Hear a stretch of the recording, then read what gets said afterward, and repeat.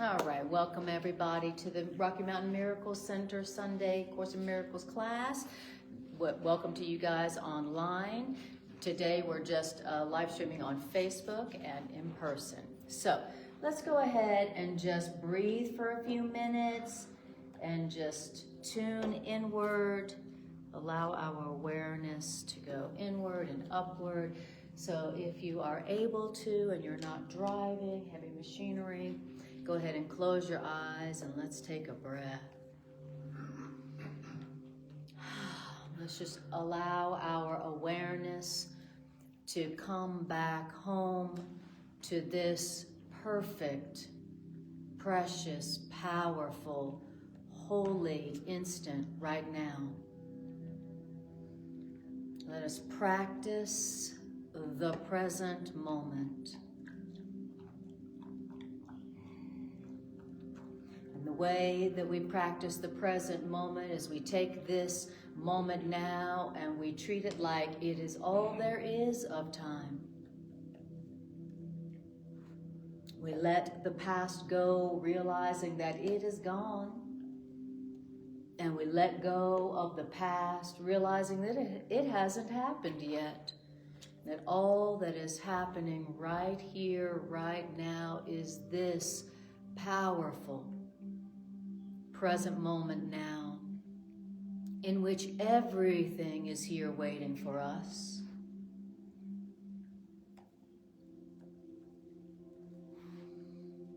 And breathe it in and just feel what it feels like to just be here right now. What does this moment now feel like?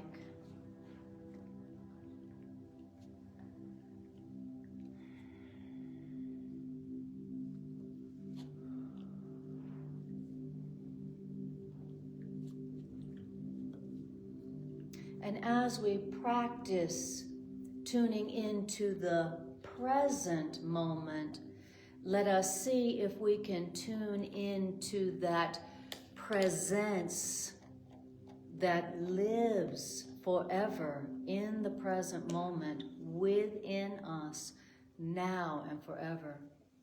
So let's tune in to that presence that lives in the present moment and feel it. Open your heart and your mind to it. This is the feeling of our higher self, our true self, our eternal self, our real self, our brilliant and only loving self. We want to remember that this is who we really are. We want to remember our real self, our guiltless and innocent self.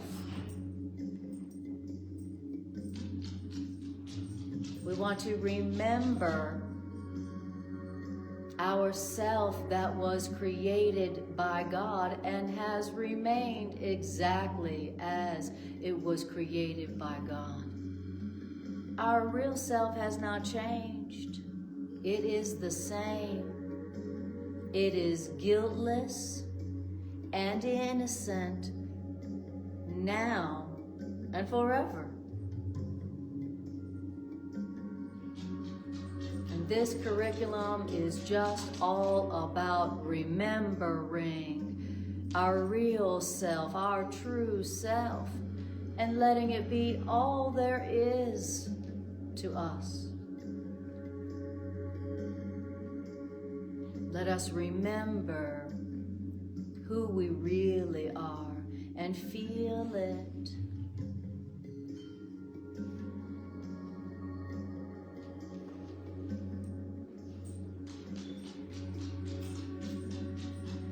And say to yourself silently, I remain as God created me.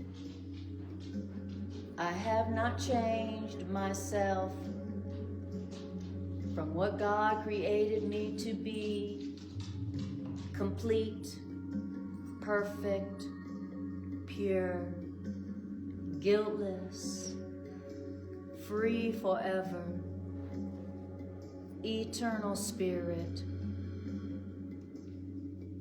I remain exactly as God created me. And breathe into that. Feel that truth. What does it feel like to remember that you remain exactly as you were created by God? I am as God created me. Not as I created me, not as other people think about me. I remain as God created me.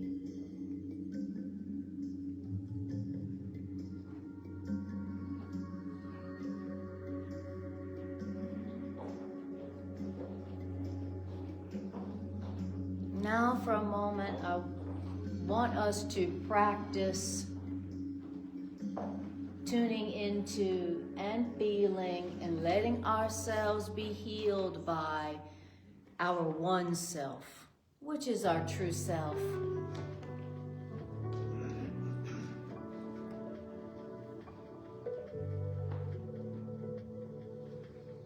And I want you to say to yourself silently, I am one self. I am one with every aspect of creation. I am one with my Creator, and I am one with every aspect of creation.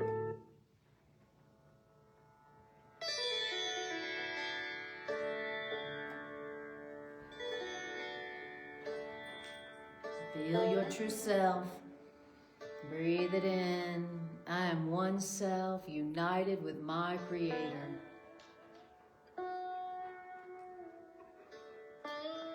I am one self, and I am one with every aspect of creation.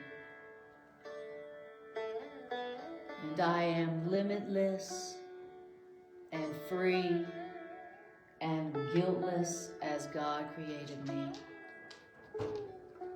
And for just a few moments, I want you to feel your one self, our one self. What does it feel like to not be separate? What does that feel like?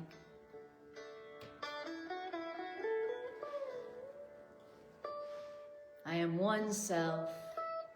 We are one self. There is no separation. And that's why there is no death. And that's why there is nothing to fear. And that's why there is no one to fear. We are one self, united with our Creator, and at one with every aspect of creation. What does your one self feel like? What does it feel like?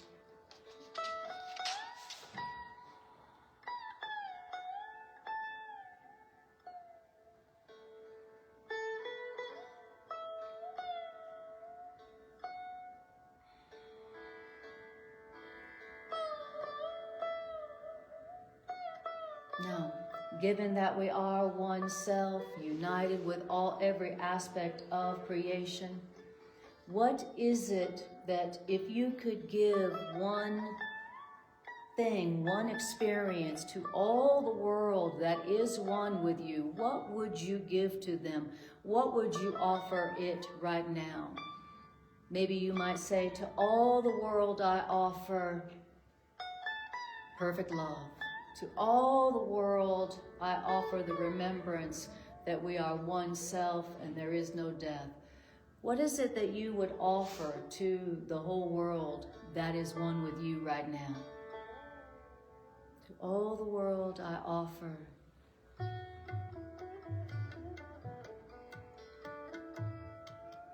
Since we are one self, then you can offer to all the world right now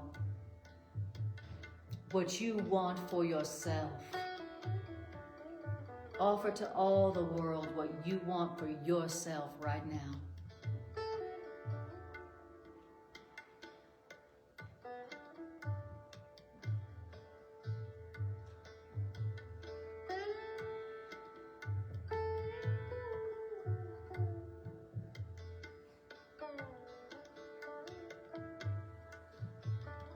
To all the world, I offer the correction of the belief in death.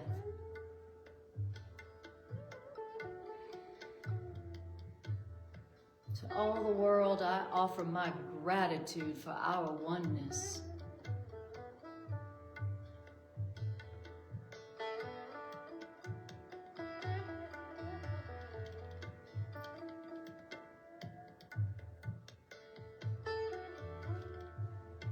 And now I want you to see if you can feel God's gratitude to you for offering healing to God's children. See if you can hear or feel God thanking you for offering love to God's children. Because God is thanking you.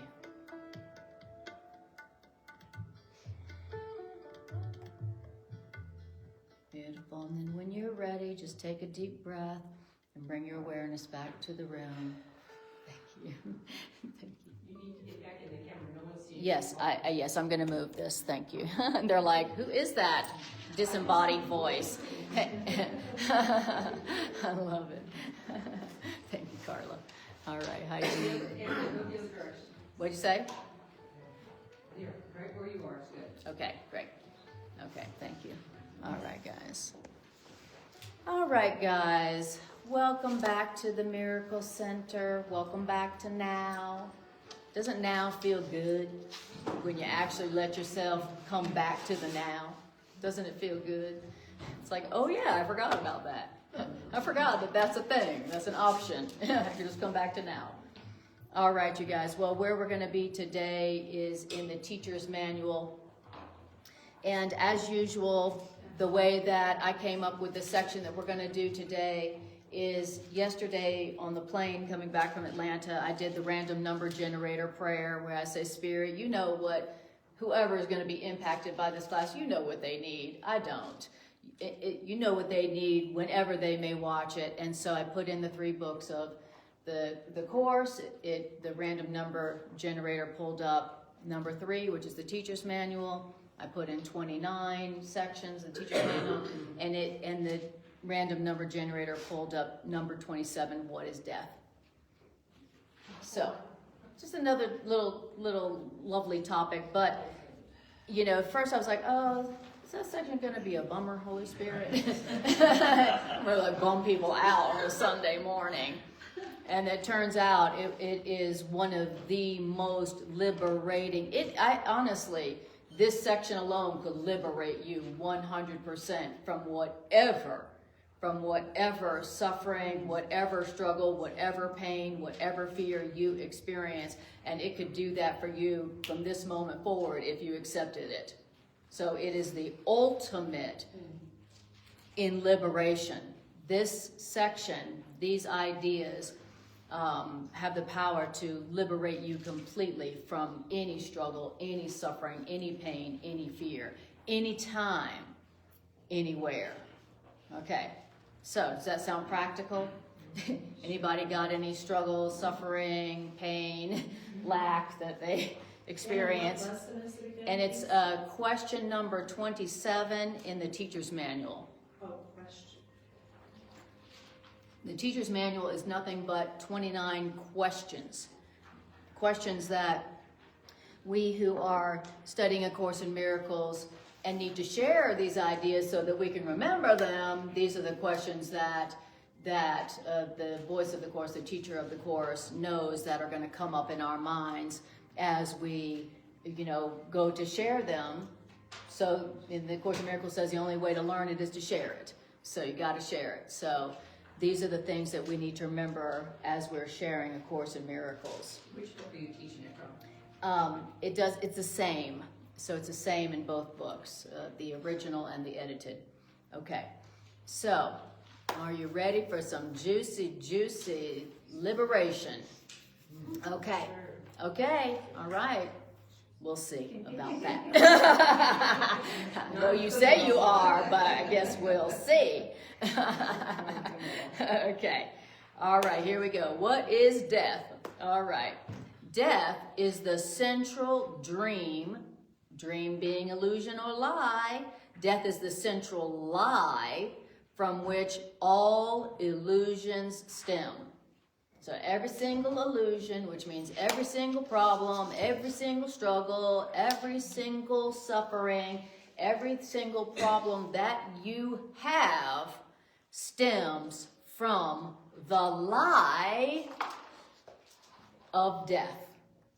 Okay? Death is a belief. Okay? So if you could accept the correction of the belief in death, then what would happen to all your problems, all your struggles, all your suffering? What would happen to it? All your grief, all your pain, what would happen to that? If you accepted the correction of the lie, the belief in death, all your illusions, all your ego, all your problems would vanish. Okay. If you say so. If you say so, Course in Miracles. Okay. Now, then it's going to ask us this crazy question. Okay. And the crazy question it asks next is, isn't it madness to think of life as being born, aging, losing vitality, and dying in the end? That's a question. Isn't it madness? And we're all like, I don't know. Is it? I don't know. I never thought of that as madness. I thought that was natural. Okay. Trick question? Just exact. Is that a trick question? It's kind of a rhetorical question. Isn't it madness to think of life as being born, aging, losing vitality, and dying in the end? Okay. All right. We have asked this question before. But now we need to consider this question still more carefully. Why? Because this belief that life is being born, aging, losing vitality, and dying in the end, it is the one fixed, unchangeable belief of the world that all things in the world are born only to die. What is it? Death and taxes. But it didn't say taxes. It just said the belief in death is the one fixed, unchangeable belief that of the world. Okay. The Course in Miracles calls this world as a dream of death. This is the death dream. So this is what happens when you die, y'all. This is it right here. This is us being asleep, dreaming that death is real, that death happens, that this is the dream where you dream that life is, I get born, and then what happens after? Then I age, then I lose vitality, and then I die. And that's life, folks. And he said, no, that's a dream. That's not life. That's a fantasy. That's a dream that you dream when you're asleep. That's what he said. That's not life. Life doesn't go like that. That wouldn't be life. How can you call life death? That doesn't make any sense when you really think about it. You're going to call life death? Well, aren't they opposites? Okay. So it's not life where you're born, you age, you lose vitality, and then you die. That ain't life. That's you dreaming. That's you asleep in God, with some drool coming out of your mouth and your hair looking all crazy, snoring, screaming in your sleep, crying in your sleep. Then the leg cramp comes. And then your leg cramp comes. And then you dream the alligator's got your leg. You know how in the morning, when you wake up from a nightmare, you're like, whoa, God, thank God that was a dream. Okay, the Course in Miracles says that's going to be us soon. Well, we're going to wake up and go, whoa, thank God that was a dream. Oh my God, I was dreaming that my whole life I was born, and then I aged, and then I lost vitality, and then I died in the end. Wow, thank God that was just a dream. That's what we're in the process of doing right now. Course in Miracles is helping us to wake up from this nightmare. If you're dreaming a dream where you are born, you age, you lose vitality, and then you die, that's a nightmare. That's not a happy dream. Okay. Yeah, that's right. Okay. So it is the one fixed, unchangeable belief of the world that all things in the world are born only to die. And dying, being born, aging, losing vitality, and dying, that is considered the way of nature. That's just natural. That's just the way God made it to be. That's the way of life. That's the way of nature. Wow. And that idea that everything must die, that is not to be raised to question. It's supposed to be accepted as the so-called natural law of life. Wow. And that's the way it is. That's the one fixed, unchangeable belief of the world. And it's seen as the way of nature, and it's not to be raised to question. Don't you question that, or else we'll call you a conspiracy theorist, and we'll call you crazy. So don't you question that. Don't you question death. Okay, that's the one thing in the world that is true. All right, that's just the natural law of life. Okay? And it says, the cyclical, the changing and unsure, the undependable and the unsteady, waxing and waning in a certain way upon a certain path, all this is taken as the will of God. And no one even asks if a loving creator could will all that. Nobody even asks, would a loving creator create a reality where we're born, we age, we lose vitality, and then we die? You know, that's what little children ask. That's what little kids ask. That doesn't sound like a loving God at all. And then we smack them and say, don't you question that. Go sit in time out. Okay. So, all right. So now that means we are supposed to ask if a loving creator could will a reality that death is the one true fixed thing. That's what we're supposed to do. Okay. All right. And that's what we're doing today. We're going, could a loving creator be the author of death? Okay. That's what we're doing today. And if God isn't the author of death, then what's the truth about death? And that's what I titled this today. I titled this class, ACIM and What is the Truth About Death? Okay? All right. So, paragraph 2. In this perception of the universe as God created it, okay, where everything dies and everything lives off the death of something else, in this perception of the universe as God created it, it would not be possible. It would not be possible to think of God as loving. If death is the natural way of life and it's the only thing that's real, then God cannot, it's not possible God be loving. Death can't be real and God be love. That God be loving. Those two do not go together. If death is real, God is not loving. And anything that tells you, well, God is loving, but he willed the death of everything, And his idea of reality is where everything dies and everything lives off the death of something else. Okay? That being true makes it such that it's impossible that God be loving. Those two cannot be, they cannot be both true. Okay? All right. I love that.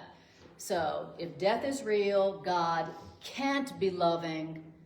And if God is loving, then what does that mean about death? Not real. It can't be real. It can't be real. And if it's not real, that means it's a lie. It's an illusion. It's a sleight of hand. It's the limits of our eyes. Our eyes are like, oh, I don't see that body anymore. They must have died, right? Okay. So it says, in this perception of the universe as God created, it would not be possible to even think of God as loving, because who has decreed that all things pass away, ending in dust and disappointment and despair, can but be feared? If that's God's will, that everything pass away, ending in dust and disappointment and despair, whoever has willed that to be cannot be anything but feared. If God is the author of death, then you can't but fear God. How could you love God and not fear God if God has decreed that all things must pass away, ending in death, despair, and disappointment? I'm telling the truth about death. Okay.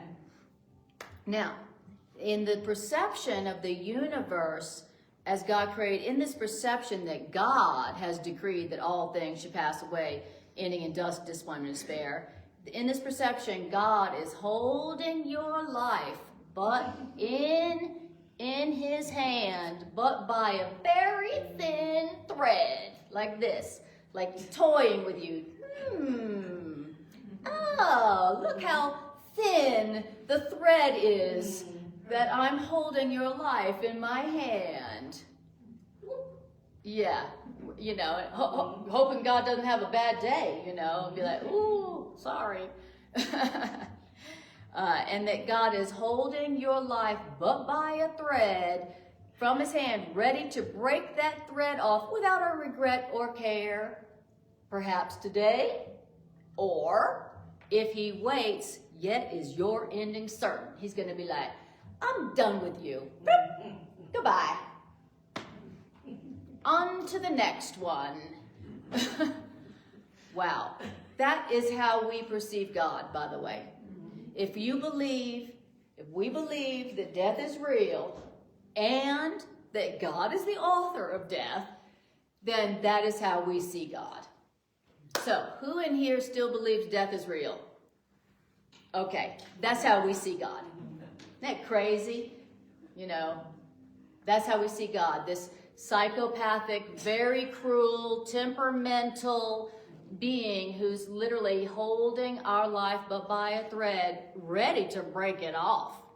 Maybe today, maybe tomorrow, but at some point you'd be like, oh, what a bother. Bloop.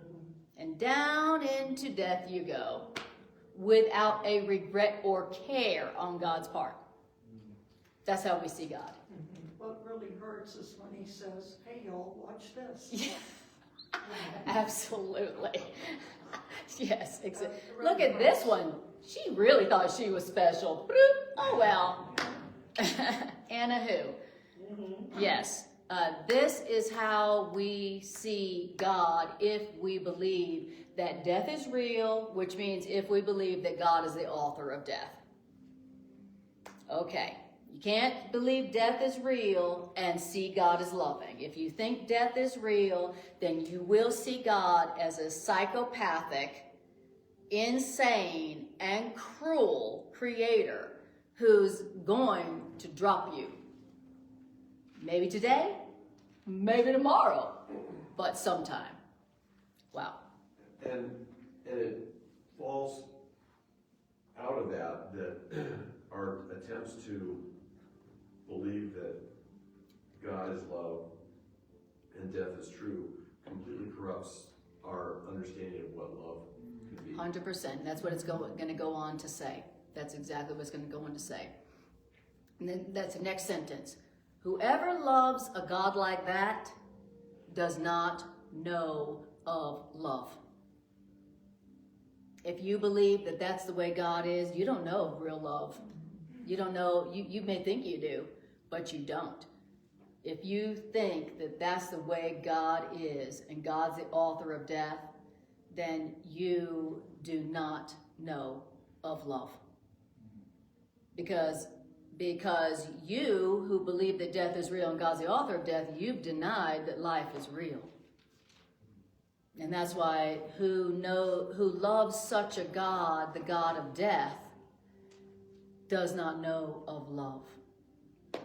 Yes, Kelly? This is a really sticky one. Like I'm just trying to think of like at what age was I introduced to that,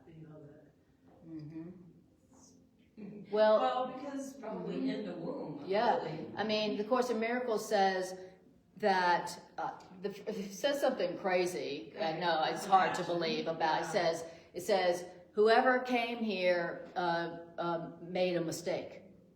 Whoever was born here made a mistake. He literally says, those folks who don't realize that it was a mistake for them to come here. It literally says that. It literally says that.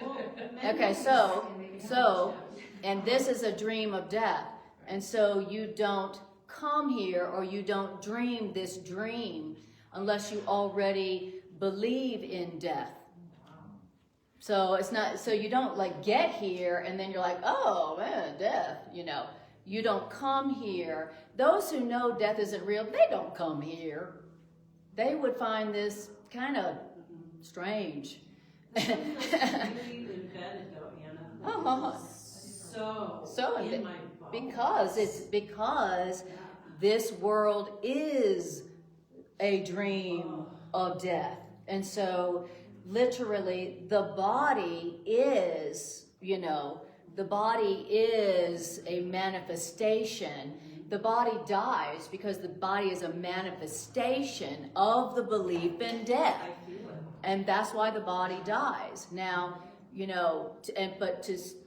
so, yeah, so it's, it's in the ethers, yes. It seems to me that if you believe that, why do we keep going? I mean, we go through all these different phases here on this planet, and yet we don't kill ourselves. I mean, a lot of us don't, because we go, well, what is that going to do? But it's like you want to believe there's something more.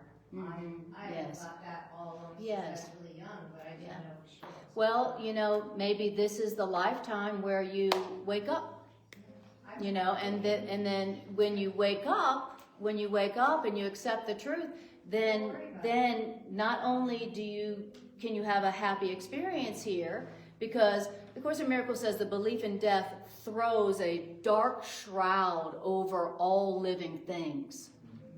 And so maybe this is a lifetime where you go, oh, that is ridiculous. Why would death can't be real because God is loving, and then all this dark shroud of grief and fear that you threw over the world comes off of it. And now you're like, man, I'm having a good time here. This is great. Look at all these beautiful, loving people. Look at all these amazing experiences I'm having. This is so good. My life is getting better. It's happier.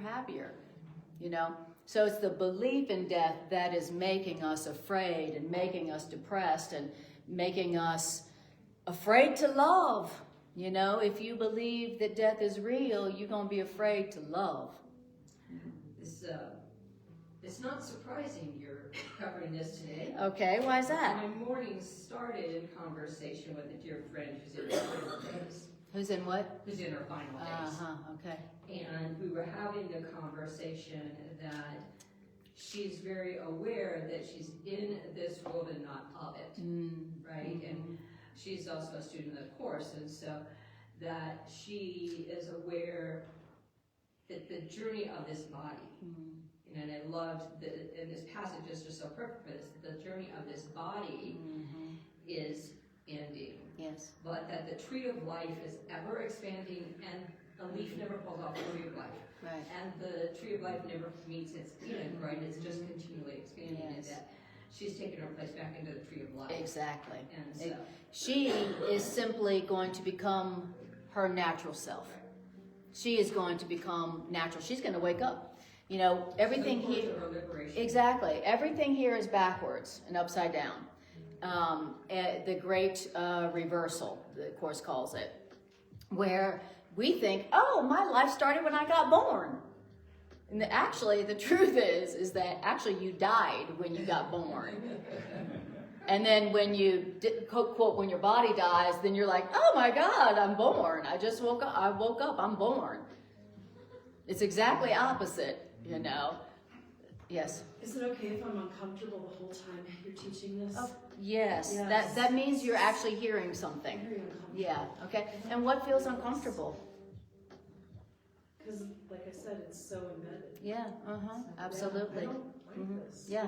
I don't And the care. beautiful thing is, it's just a belief, and it's a belief that's not true. So we literally could go, oh, that's not true, and you know, simple, easy. You know, once you see the truth, you can't unsee it. You know, like he says, isn't it madness to think of life as being born, aging, losing vitality, and dying in the end? Isn't that kind of insane? You know, and so once you see that it's insane, well, you can't unsee that. No. So yeah, Bill. Yeah. First of all, what is the definition of death? Depends how you define it, whether you realize. Because if there's no death, then how come the resurrection? There Yes. can be the resurrection. Yes. So, So death would be the definition of death. I think from this would be that when your body dies, you are no more. When the body dies, that the whatever was animating that body is no more. Okay, so that's death. That we end. so there's the cessation of existence. Yes, that's correct. That's it. The greatest fear we have is. That's the greatest fear that we have.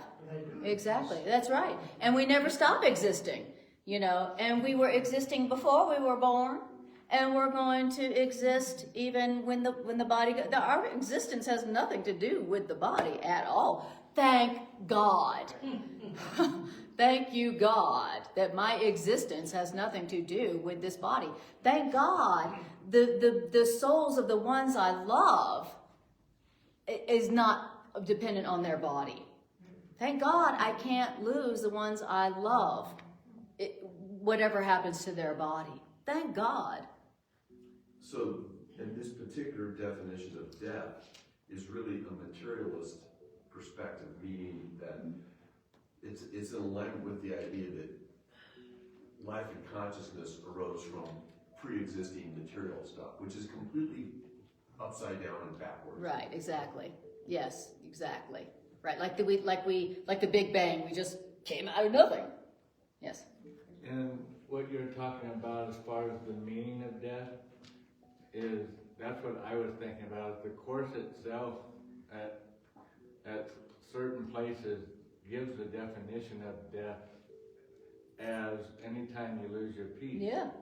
If you're not in joy and happy, feeling content, all of the attributes of heaven, then you're experiencing death. It's coming in a different form. The body's one form that it could experience death, but you driving down the road being all ticked off about whatever today is death, because you're not experiencing joy, peace, and happiness. And I think it all stems back again from that idea of the Garden of Eden, of the introduction of the lie, which was, if you do this, which is basically come to this world, you will know good and evil. In other words, you'll know opposites. If there's good, there will be evil. Life and If death. there's white, there'll be black. If there's tall, there'll be short, there'll be opposites. So if there's life, you can get death from life. And you can't get death from life. You can only get life from life. And we're believing that it's possible to get opposites. death is just one Right. of those things. Yeah, and sorrow is, I believe my peace can die. Yeah. Or You that know. I can't be happy at this Yes, moment I right believe now. my happiness has left me. Yeah. My happiness has left the building. You know, where did my happiness go? So I would say from what Greg is, death is the lack of awareness of who we really are. Yeah. And death is the central lie that we have believed, from which all of our suffering comes. It's the belief that God, who is only loving, could somehow will the death of what God has created. Like God created God's creations, and that God created them to die. And they But know God that- is eternal and God is loving. That doesn't make any sense. Isn't that madness? If God is loving and God is eternal, why would God create God's creations to die? When I was working on my master's and did, part of it was studies of world religions. And the world religions that teach one life, right, that is actually part of the doctrine of control. Because if you have only one life, Yes, you must right. accomplish everything within this one life. That's right. And then those religions that support the ongoing of the spirit in multiple forms are not based on control, Right. right? Because it's what you experience now, you're going to come back and you'll experience something at the next level. Right. But much of our culture, particularly in the United States and much of the Western world, is based on the monotheistic one life Yeah, you have. modality. Yes, right. And so we've been taught through that. You have to find your life purpose and you have to live it, or you fail life, Right. and you only have one chance. Right. And so, Yeah, of and- course, death feels then very egregious and very terrifying. Very terrifying. Exactly. Yes. Can you talk a little bit about the fear of death? Yes. I had an experience when I hit home on 18-wheeler. I was unconscious for about 4 days. When I came back, there was no fear of death whatsoever. And I realized that the fear of death I had was the fear of pain. Yes, indeed. Yeah. Well, one of my favorite topics of study for the last 30 years has been people's stories of their near-death experiences. And almost every one of them said that when they returned from, when they were resuscitated and resuscitated from actually clinically dying physically, that they didn't have a fear of death anymore. Because they had an actual experience that they went on after their body died. Their body clinically died, and they were like, woohoo, this is great. They didn't even want to come back at all, even if they had young children. And so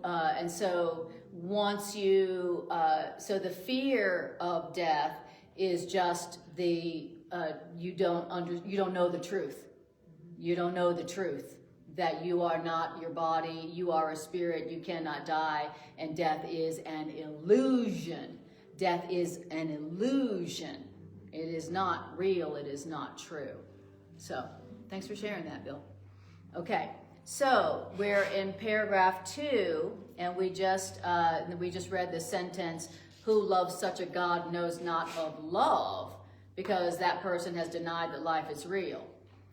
Whoever loves a God who's the author of death, that person's world is now a battleground. So if you believe that God is the author of death, your world becomes a battleground. What kind of battleground? Oh, a battleground where contradictions reign, like life and death, where opposites make endless war. In other words, where there is death, is peace impossible. If you believe in death, no peace. If you believe that death is real, then you believe that God is not loving, and now your world becomes a battleground where opposites like life and death, good and evil, right and wrong, make constant battle, where contradiction reigns and opposites make endless war. In other words, where there is death, is peace impossible. You see how fundamental, that's why he says in the first sentence that the belief in death is the central dream or the central lie from which all lies stem. All of our suffering, all of our illusions, delusions, deceptions, they all stem from the central lie that death is real and that it came from God. That that's God's, that God is the author of death. Okay, so paragraph 3. So now, okay, so death, you were asking the definition of death. Death is the symbol of the fear of God. Isn't that a great definition? Death is the symbol of the fear of God. Because if you believe death is real, you're going to fear God. You can't, it's not like, oh, God is the author of death, but I'm not afraid of God at all. If God is the author of death, God's the one holding your life but by a thin thread, ready to break it off at any time, you know. Now, then it says, so death is the symbol of the fear of God. So if you believe in death, you're going to fear God. God's love is blotted out in the idea of death. God's love is blotted out. If death is real, then God has love blotted out. Okay? And it says that God's love is blotted out in the idea of death, which holds God's love from awareness like a shield held to obscure the sun. That's what death is. It's a shield that you're holding up to obscure God, to not feel God's love. I don't want your love, God. I don't want to experience the love of God. I don't want to experience the love of God. I just want to be here with the fear of God. You know, where now I'm afraid. Now my life is a battleground where opposites like life and death, good and evil, battle all the time. Wow. I can explain another thing. Okay. I have no fear of death. Okay. So I'm sure of that. Yeah. I sure fear getting hit by a truck. I hear you. You don't fear death, but you fear getting hit by a truck. I hear you. Or having my leg eaten by a dog. Or having my leg eaten by an alligator. We just came back from Florida, where we learned all about alligators. Alligators everywhere. Yeah, in the news. Every little pond. We were staying at Greg's brother's house, and they have a pond in the backyard, and there was an alligator right behind this beautiful home. I was like, alligator in your backyard. Okay. And I'm like, well, we have mountain lions and bears in our backyard. I don't know. You know, it is a world of death. You see that? We believe in death. And we believe in death, you know. And so, of course, you know, there's wild animals that want to eat you, and there's diseases that want to eat you. And, you know, in this dream of death, death is the one thing that's true, and also everything here lives off the death of something else. Even if you're a vegetarian, you're still living off the death of vegetables. That's right. We have an infinite number of ways to die. It's almost Before like, lunch. Right. it's almost like death is part, or the fear of animals, whatever you fear, Yes. comes Yes. with the package. That's right, exactly. This is the whole death package. For one small price of being born. How long would you like your baby? Exactly. How long do you want to do your dream of death? Right. So remember, you know, so sometimes when I'm experiencing newborn babies, I'm like, oh, I'm so sorry for you. It was just a mistake. It's okay. But forgiveness is the way to be happy anyway. You know, I go, it's okay. It was just a mistake. But just remember, there is no death, and you'll be great. To make it really personal, anything for us to even live and eat, Yeah. something has to die. That's what I'm saying. Yeah. That everything, this is a dream of death where everything's got to die and everything lives off the death of something else. Everything. Even if you're a vegetarian. You just killed an apple. You just plucked that carrot from the ground. You know it was living, right, before you plucked it. murder. What happens if you, what happens to that carrot after you pluck it out of the ground? You know. Yeah, isn't that madness? Isn't that madness to think that reality is something where everything lives off the death of something else? Isn't that insane? Say yes. Yes. Okay. We're still picturing the carrot. Oh, sorry. You carrot murderers, you carrot murderers, you carrot cannibals, you. So next time you have a salad, do not think about hearing it screaming, okay? All right. Okay, now, towards paragraph 3, sentence 3. The grimness of this symbol, death is a symbol, right? Death is a symbol. The grimness of the symbol called death is plenty enough to show you that death cannot coexist with God. Death is grim. God is not. You know, how do you know it's not? How do you know it didn't come from God? Because death is grim. It's depressing, right? And that's how you know that death cannot coexist with God. Wow. Deep. So if death is a symbol, Yeah, all symbols point to something. that's right. What does death point to? The death of God. Death is a symbol that points to God being unloving. Death is a symbol that says, see, God's not love, God's hate. That's what death is. It's a symbol of the belief. It's a symbol pointing to the lie that God is not only love. It's a false witness. Death is a false witness. That's perfect. Death is a false witness. Death says, see, God hates you. And To smite you. that's what it says. Death is a symbol of the idea that God is holding your life but by a single little tattered thread, ready to break it off. Maybe today, maybe tomorrow, but eventually. But have a nice day.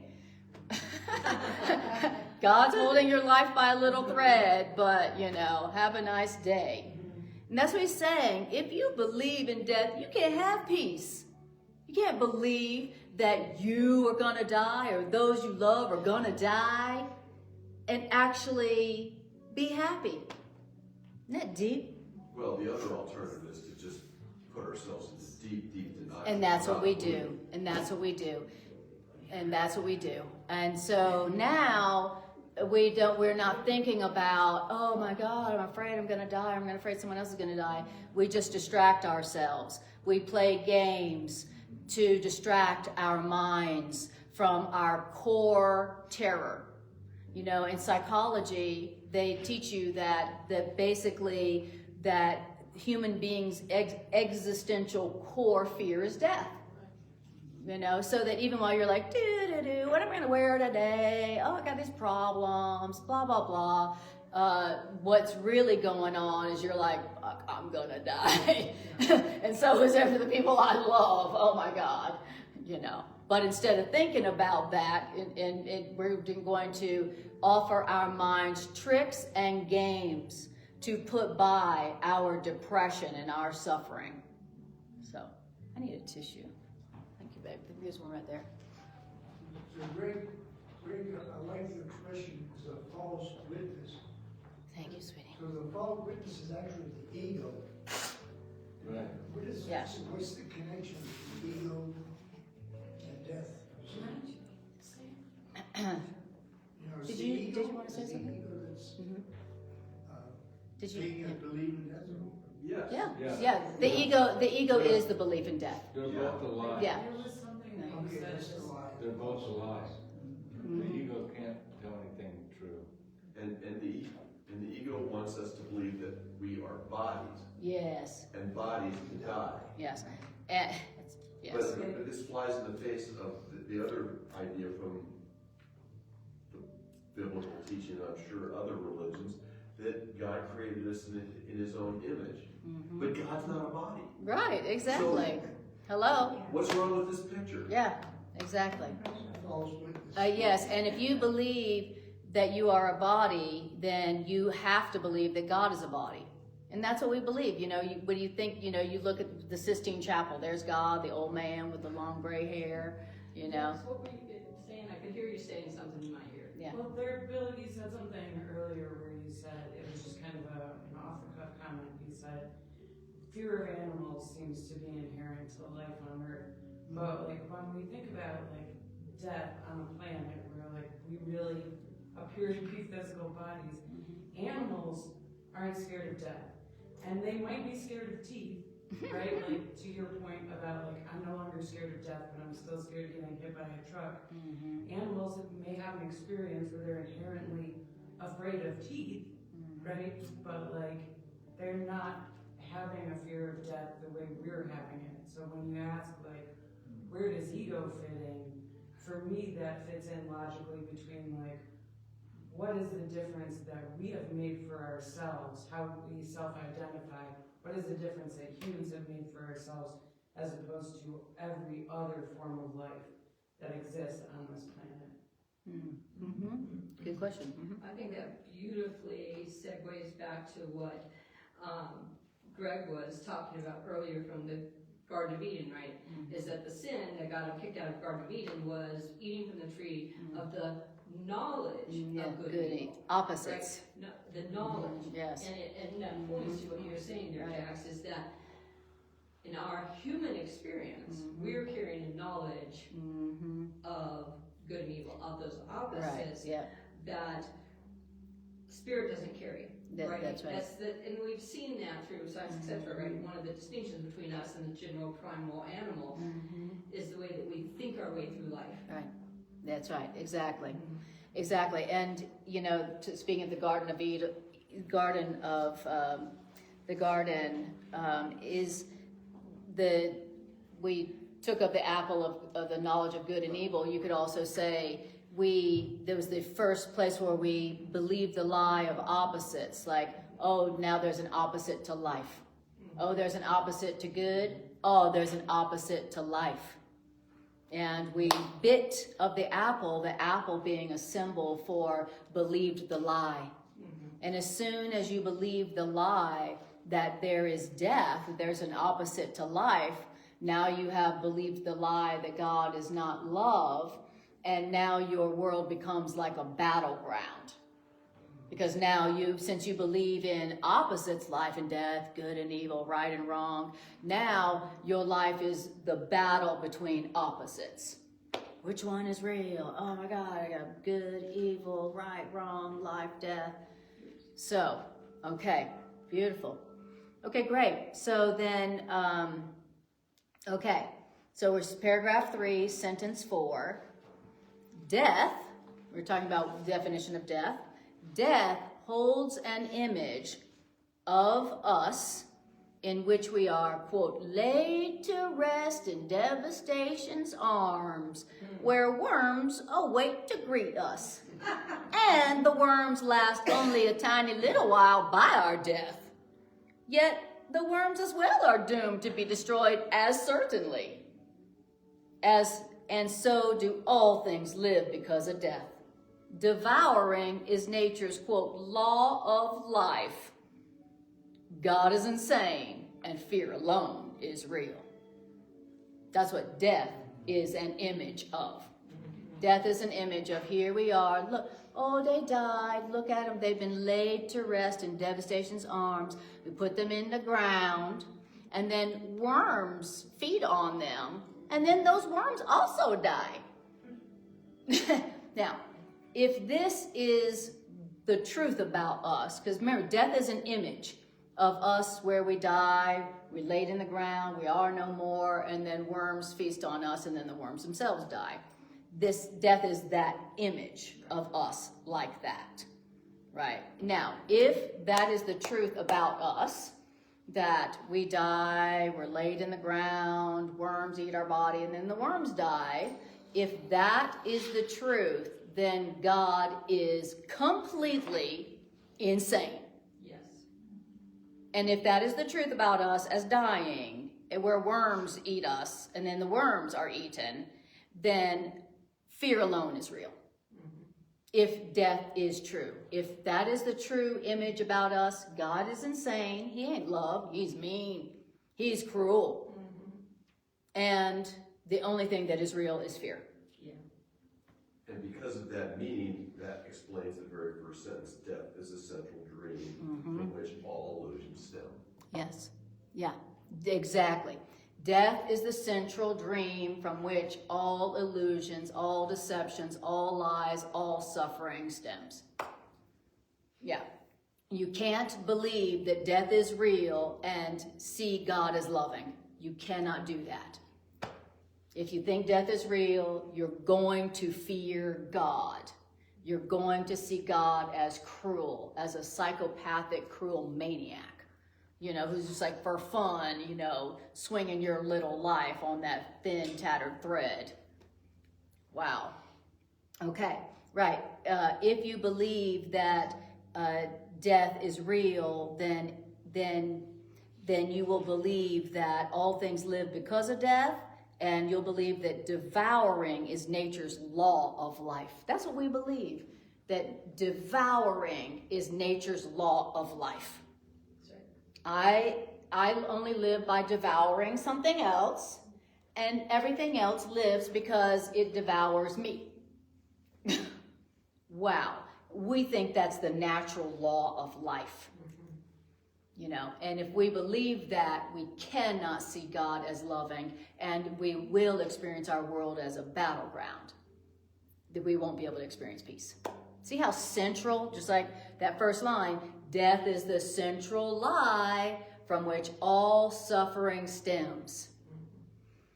So it makes me think, okay, what would my life be like really if I actually allowed that belief in death to be corrected? Like, what would I experience life like? You know, what would life feel like to me if I wasn't believing in death, in that central lie? A lot more joy. So much more joy. So much more joy. Yes. I also find that, well, I've always been kind of reading metaphysical stuff on the side along with a novel. You know, go back and forth at night. Yes. Read the crummy stuff. Yes. I think, like you were talking about that near-death experience. Yes. And the book I just finished was Imagine a God that you imagine God or something. I can't remember which one, but it was really good. And like you said, almost 99% of these people realized There is no death. no, I don't care. It was a presence that was so powerful in there. It was just amazing. And then Urantia is another one where they talk about 7 super universes. And I love it because I feel like this, there's no way there isn't. The way they write it in this book, and just, there's one called The Light Between Us. It's by a psychic. Yes. She's amazing. Yeah. I'm just saying, the more you read about Yeah. these other things that are possible and they all tie in, That's right. I think it's pretty Yeah. helpful. That was why, one of the reasons why I read and listened to so many near-death experiences, because it really, really deeply helped me to release myself from the fear of death. I used those stories to allow the correction of my belief in death. And this man that I read, that authored this book, went all over the world to find different people that had gone through this, and it was pretty much all the same. Absolutely. Almost. Yep, Only absolutely. a few came out kind of Right. But Exactly. mostly, it was amazing. Yeah. It helps. Yeah, it helps a lot. To give it some, even though you're not having that experience, you know, you don't want to wish for one, but Right. if it just, to me, it's Yeah. so many people. Yeah, exactly. Who are reporting the same Things thing. going on. Yeah, absolutely. I don't know. Absolutely. It's helpful. It's so helpful. Some of it. All right, so then paragraph 4 says, the curious belief that there's a part of dying things that may go on apart from what will die, that doesn't proclaim a loving God. That doesn't reestablish any grounds for trust. if death is real for anything, there is no life. So, so sometimes in some spiritual paths, they'll be like, well, one part of you dies and one part of you goes on. And it's like, wait a minute, it's like, no, if death is real at all, it still proclaims an unloving God. So he's referring to some religious, spiritual philosophies where, well, you die, but your soul goes, something goes on, right? He goes, that's just trying to make a compromise with death. That doesn't mean anything. Either death is real for you or it's not. The idea that, oh, well, some part of you dies, but some part of you doesn't die, he said, that's not loving. That doesn't reestablish any grounds of trust. He says, that's because death denies life, but if there is reality in life, death is denied. No compromise in this is possible. Either death is real or life is real, but not both. And we're always trying to make some kind of compromise, between like, oh, you could be living and also dead. They could both be true. And he's like, no, they cannot both be true. Either one is true or the other is true. He says, no compromise in this is possible. There is either a God of fear or there's one of love. Now, the world attempts 1,000 compromises between life and death. And the world will attempt 1,000 more. But not one of these compromises can be acceptable to us, God's teachers, because not one of these compromises between life and death can be acceptable to God. God did not make death. You know why? Because God did not make fear. Both death and fear are equally meaningless to God. Death and fear, equally meaningless to God. God didn't make either one of them. And then the world is always like, oh, well, they're both real. There's a way to make a compromise where they're both real, where you could like die, sometimes and live sometimes, or die, but then some part of you goes on, The world will make 1,000 compromises and attempt 1,000 more compromises. But the truth is that there is no compromise between the ideas of life and death. Either one or the other is true, but not both. And the truth is, God did not make death because God did not make fear. Wow. Death did not come from God. There is no death, and God's not the author of death. That was our idea. That was our idea. Yes. When the Course talks about the world makes all these compromises, what is the world? The ego. We're born with a DNA instinct of death. So how does that fit in with us making a conscious belief there is no death? We're born with it. It's in you. It's in you. Well, the Course in Miracles would say the reason that you cannot believe it is because it's just an idea. It's not in you. It's just something you learned. It may be in your body memory, your body cellular memory, but it's not in you. It was just something we learned. It was just a belief that we learned.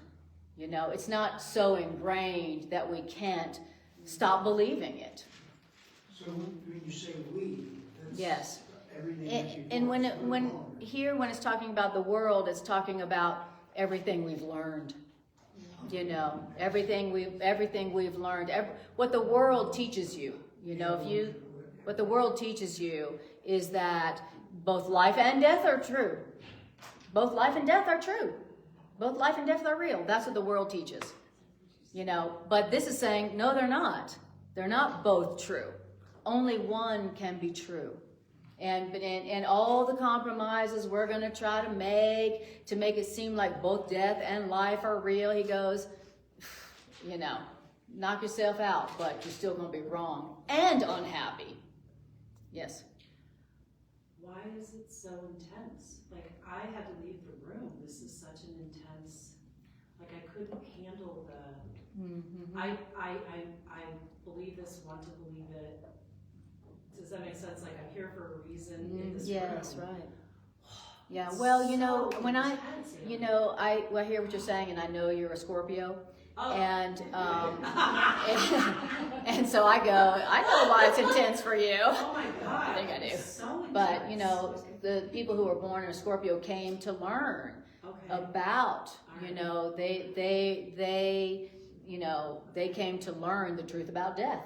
And so very often they're attracted to death or situations that, because they ultimately wanted to learn this lifetime that there is no death. Yeah, so it's like killing my purpose. Like, I didn't mean that pun. Yes, exactly.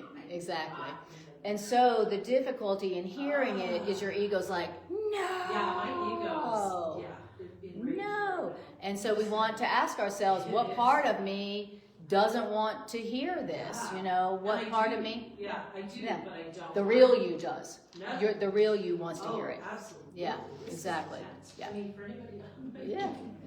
I mean, it doesn't get any deeper than the topic of death. Yeah. I think I love it because what am I doing all these things for if there isn't a purpose to go on? I mean, I might as well have knocked off 10 years ago. Yeah, exactly. I feel Right. like there's a lot of hope Mm-hmm. and a lot of, I want to hear it. And I came Yeah. here 25 years ago lost Mm-hmm. and found you as a teacher, and I said, I just need to find something else to help me Mm-hmm. really believe in what I thought I always believed in anyway. Yeah. And It's it's true. a tremendous. Yeah. I just want things I read. I feel it has. It's true. I love that idea. These other books. It is true. If death is real, what is the friggin' point? You know what I'm saying? If death is, if all this is just going to end in death, what's the friggin' point? Why don't we just kill ourselves now? You know. People think they live the perfect life. And you can see why people are so depressed. You can see why we are so depressed. Honestly, if death is the end, and then all of what we're doing just ends in we're laid in the ground in devastation's arms where worms wait to greet us and eat us, then what is the point? And so that's why he says, if you believe that death is real, then you will have no peace. The belief that death is real and you having peace, they don't go together. You know, you can't truly love another human being if you believe they're gonna die. You're gonna be afraid to love. You're going to be afraid to love if you believe that death is real. If you believe someone you love can die, you're gonna be terrified. I learned that as soon as I had a baby. I was like, I said to one of my mother's friends, am I ever not going to be afraid now that I've had this baby? She goes, no. That's what she told me. No, you're never not going to be afraid. And I was like, my greatest, I gave birth, my greatest love. No, I gave birth literally to my greatest fear. You know, and I realized that as long as I believed that my daughter could die, I was going to be terrified to love her the way I did. I was going to be fair, and I was going to sabotage it, sabotage that love, push it away, sabotage it, because I'm afraid of it dying. You know. And then after what happened to me, I was so glad I loved my son the way I did. Amen to that. I don't care what. This is part of the steps. I don't know why. Absolutely. But I'm not blaming God or anyone else for the death. Yeah. Man, I just said, people were just like, what? How can you? I don't know. That's how I feel. I don't believe he's gone. Then that. It's not, and this class was the only thing I was studying or reading at the time. Yeah. And I thank you. Yeah. Right on. Thank you. And It just, I don't know. there's your proof that you are a living demonstration that people can experience the death of somebody, the physical death of someone they love, and still go on loving them and being happy. And you, what better, what more demonstration does this world need than that? So, good job. Okay, so here we go. So now we're on paragraph 5. Okay, everybody okay? Everybody take a breath. And exhale. And exhale. If your neighbor falls off the chair next to you, just lovingly pick them up. Okay, how are we doing? Okay, all right. We're in the home stretch. Okay, here we go. Paragraph 5. The so-called reality of death is firmly rooted in the belief that we are our bodies. Okay, so the belief that death is real is firmly rooted that I am this body. If I didn't believe I was my body, I would not believe in death. Okay, they go together. You know, death is real, I'm this body. I'm this body. If you are this body, death is real. Because the body dies. The body is not eternal. Nothing in form lasts forever. And so if you are this body, then you die. And so that's why the Course in Miracles, one of the most repeated phrase in the entire book that it has you say 1,000,000 times is, I am not a body. I am free. I am still as God created me. The workbook, there's a workbook lesson, I'm not a body, I am free, that's repeated twice. And it has you repeating it all the time. I am not a body, I am free. I am as still as God created me. Because if you believe you're a body, you will believe in death. And your life will feel like a battleground. And you won't have any peace. Or any fun. Okay. And then people who come into your life that you've experienced love with, you're going to sabotage. If you believe you're a body, then you believe death is real. And then you're going to sabotage love. Like we do in all of our quirky little insane ways. So the so-called reality of death is firmly rooted in the belief that we are a body. And if God created bodies, death would indeed be real. And if God created bodies, God would not be loving. That's a deep sentence, don't you think? If God did create bodies, God would not be loving. For sure. Because that means God would have created me to be something that is vulnerable, something that dies, and something that hurts all the time. It's always something. And the older I get, it's like, well, always hurting. I hurt just from sleeping.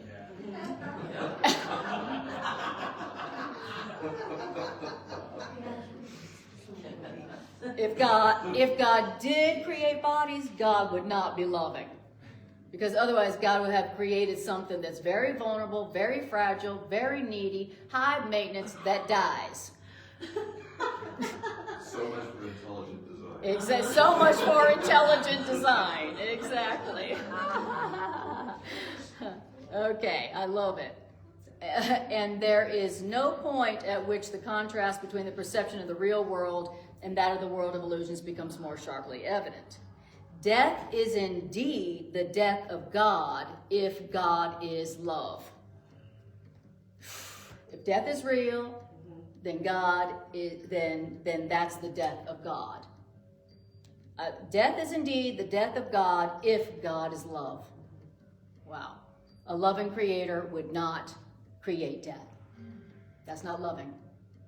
We're like, but it's natural. No, it's not. It's not loving. It's not natural because it's not loving.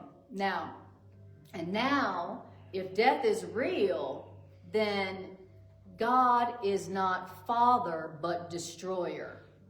If death is real, God is not creator but avenger. And if death is real, then terrible God's thoughts and fearful God's image. In other words, if death is real, to look on God's creations is to die. Deep, huh? Okay. Paragraph 6. And here's a quote. and I think this quote is from the Bible, I don't know. Okay. The quote is, "And the last to be overcome will be death."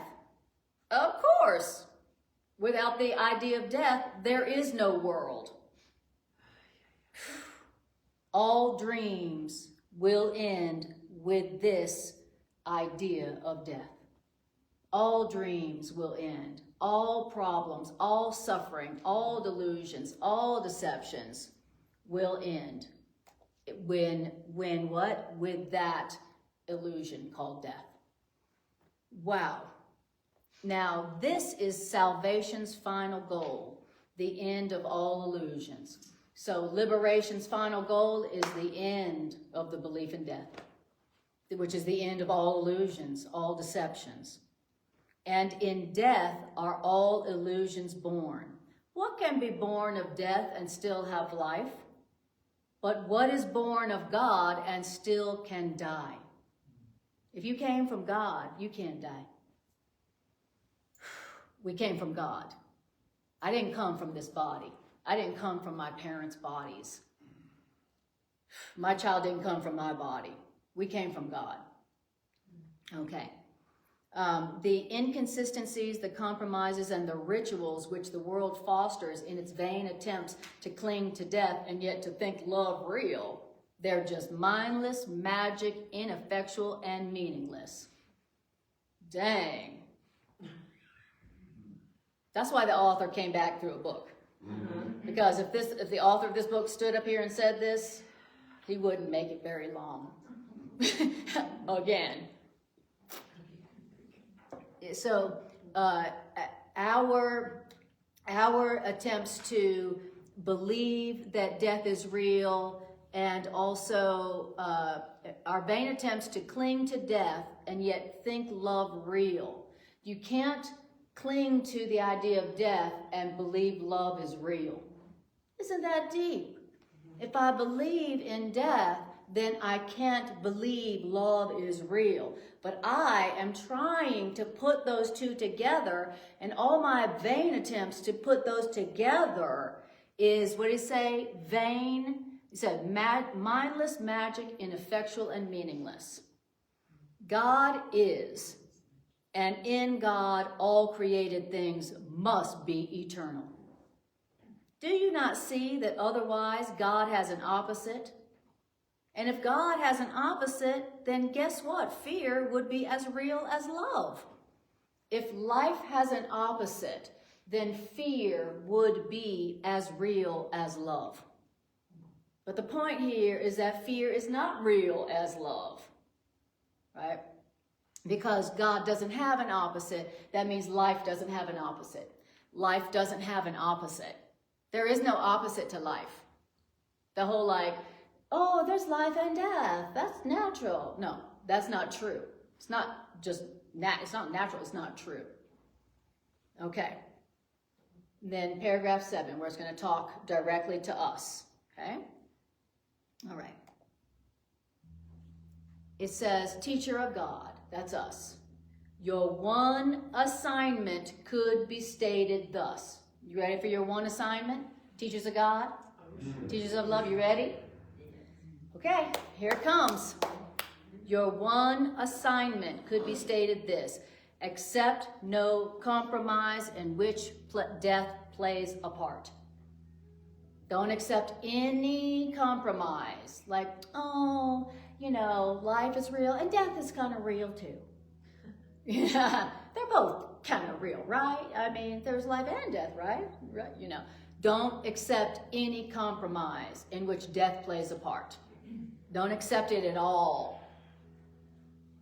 In other words, don't believe in cruelty, and don't let attack conceal the truth from you. This is our assignment. What seems to die has only been misperceived, which means carried to illusion. What seems to die has been misperceived. Who seems to die has been misperceived. When you say, oh, they died, you misperceived them. When you perceive that someone has died, you have misperceived them. Wow. What? What? It also means that when I perceive you as a body, I Yes, misperceive. exactly, exactly. So to me, you could say death is the ultimate letting go of the body. I think, As long as we're in this life, the self is identified with the body to a certain extent. When you completely let you go, that's the end of the illusion. yes, that's right, exactly. And so, at the end of death is the correction of your belief in death. Where you're like, oh, I don't believe in death anymore. I've allowed that belief to be corrected. You know, I've accepted the truth that God, what does it say? The truth is that God is, and in God all created things must be eternal. That's the truth. Anything else is you trying to accept some kind of mindless, magic, ineffectual compromise between life and death. There ain't no compromise between life and death. They can't both be true. Okay, but that's the truth. God is, and in God all created things must be eternal. Okay, so and then it's saying, and our part as teachers of God is to don't accept the reality of death, don't accept any compromise in which death plays a part, don't believe in cruelty, don't let attack conceal the truth from you. What seems to die has been misperceived and carried to illusion. Now it becomes our task to let that illusion called death be brought to truth. That's our task. So when we perceive death and we become depressed and upset about it, and our task is to let the illusion of death be carried to truth, to let that misperception be corrected in our minds. That's our task. Two things. My ego is sitting over here making me laugh at how effing ridiculous this concept is, because Yes. Mm-hmm. and also experiencing the death of someone and death of whatever, that's miserable. And so I Yes. also am willing to go, well, this has not felt that great, so I'm willing to believe this. Okay, great. You know what I mean? And be open to it and go, okay, Yeah. see how this works. Yeah, so, Wow. I mean, believing in death, how's that been working out for you? Not that great. Okay, so even though you don't know, you don't fully believe that there is no death, but it can't be any worse than what it's been like believing in death. Walking in here, though, I had no idea that you were going to be telling me, by the way, sit down. Yes, That isn't real. Yeah, I'm still laughing. yeah, good. That means you're getting the joke. Right? It's interesting sitting through this conversation because just a week ago, I would probably not be receiving it as well as I am right now, but I lost a close friend 10 days ago to suicide, and I can say that with a dry eye now because, I've also lost a parent figure 13 years ago, and each time, and I'm sure many people in this room have lost someone dear to them, All of us. there's a moment where you just are overcome with peace and have some kind of confirmation or experience with them after their passing that tells you, hey, they're okay, you're okay, and there is more to this life. Yes. And that just brings so much peace in knowing that that's my spirit communicating with their spirit even now, knowing that is true. That's right. It's just like what it was saying. You can't believe that that your friend's death was real and have peace. It's not until you have that experience that, oh, they're not gone. They live on as the spirit they are. That's when you have peace. Okay. All right. So it says, so here, this whole paragraph is our task, our job as miracle workers, as teachers of God, is to make sure that we don't allow the belief in death to go uncorrected. That we, whenever we have that perception, that belief, that we take that belief to correction. That we don't believe in cruelty. We don't let attack conceal the truth. What seems to die has been misperceived, and now it's our task to let the lie called death be carried to truth. Be steadfast only in this. Do not be deceived by the so-called reality of any changing form. Any form that changes. Don't be deceived by the reality of any changing form. So in other words, when you see someone changing form from a body to a spirit, don't be deceived by the so-called reality of any changing form. Don't think that just because their form has changed, that they have changed. Don't be deceived like that. And this is our task as miracle workers, as healers. Be steadfast only in this. Don't be deceived by the so-called reality of any changing form. Truth, what's true about them, what's true about you, neither moves nor wavers nor sinks down to death and disillusion. That's the truth. Don't be deceived that just because somebody sunk down to death and disillusion, that means that they have changed. They have not. The truth about them never wavers. It never moves. It never wavers. The truth about them never sinks down to death and disillusion. They don't die. Don't let yourself be deceived by the so-called reality of their changing form. And what is the end of death? What is the end of death? Nothing but this. The realization that you and everyone is guiltless now and forever. Nothing but this. But do not let yourself forget, it is not less than this. That's the end of death. I am guiltless, you are guiltless now and forever. Because the only thing that would make someone worthy of death is the belief that you're guilty, or the belief that they are guilty. And so the end of death is your awareness, your realization that we are guiltless now and forever. Nothing but this. Because when we're guiltless, we know we don't deserve to die. The Course in Miracles says that the belief in guilt is the belief in death. Because only if you're guilty do you deserve to die. Only if you are guilty do you deserve to die. But what do we say about the wages of sin is what? Right. Which means only when you feel guilty do you believe that you'd even deserve to die. And when you believe you're guilty, you do believe you deserve to die. Because we all have learned wrongly that the guilty deserve death.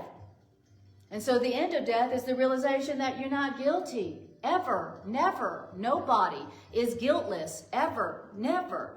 You and we and me, we are all guiltless now and forever, which means we don't deserve to die, okay? And nothing but that, and don't let yourself forget, it's nothing less than that. Yes, Bill? I don't believe in death, but I know I'm going to die. You know your body's going to die, but that's not you. And you are not going to be deceived by the so-called reality of the changing form, where the body seems to be alive and then the body doesn't seem to be alive. That's a changing form. And our task as teachers of God is don't be deceived by the so-called reality of any changing form. You know, what's true about them does not move. It doesn't waver. It doesn't sink down to death and disillusion. Truth doesn't do that. Truth never changes. There's I like the mirroring here, like part of this phrase of that last part of the paragraph. It says, now it becomes your task to let the illusion be carried to the truth. And I don't remember where it is earlier in the text, much earlier in the text. It talks about you who would bring your light to the darkness instead of bring your darkness to the light. Like this thing, like, because, you know, I've made a career around death and dying, I've worked in hospice, you know, like, there are this imperative, like, accept no compromise, in which death plays a part, may fundamentally change some big things about how I operate in my life, but just that reinforcement of, like, you don't have to fix the world with, you know, it's like, it's more about me fixing my perception. Yes. Like, I'm glad you said that. Yeah. Because there was the instruction, Now it becomes your task to let the illusion of death be carried to truth. So it's not my job to correct that belief. It's my job to go, here, God, is this true? Did that person really die? You know, that's what it means to carry the illusion to, that's my job, is to ask, is this true? To carry it to truth, not to be like, I'm going to answer this, even though I believe in death. Yeah. So, I understand this is a difficult idea for all of us to accept at Yes. some level. Yeah. But Thank you for acknowledging I it. want to offer you another way to look at this. Okay. Let's note that he's talked about a opposite of life as death and an opposite of love as fear. Mm-hmm. He's talked about those both and tried to link them together. Mm-hmm. And so from the very, very first introduction in the course, there's the statement, the opposite of love is fear, but what is all-encompassing can have no opposite. Right. That's right. If you can find some acceptance in that idea that love has no opposite, Mm-hmm. it's really saying the same thing as life has no opposite in death. That's right. You can translate, if you can own one of those statements, it may take some time sitting with it, but they mean the same thing. If you can accept one, you can eventually accept the other. That's right. Yeah. Beautiful. And Nice. when Anna said that earlier, that was good, and thank you for like reiterating. Confirming that. reiterating. Yeah. Yes, Bill. I like to share an experience because my mother lived with us at home. She died at home, natural death. And the day she was passing was Thanksgiving Day. Just passing away early morning, the place was so good. And when she lived with us, every night she had a little shot of brandy to start the thing.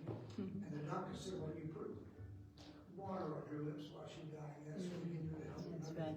So as she was passing away, my brother and I said, Mom, would Thank you you. like some brandy? Her eyes lit up. That's awesome. I love that. Yeah. That's nice. That's a great story. It was a wonderful experience of seeing Yes. her pass Absolutely. away and just let Yes. go. So Absolutely. it can be very peaceful. Absolutely. Yes.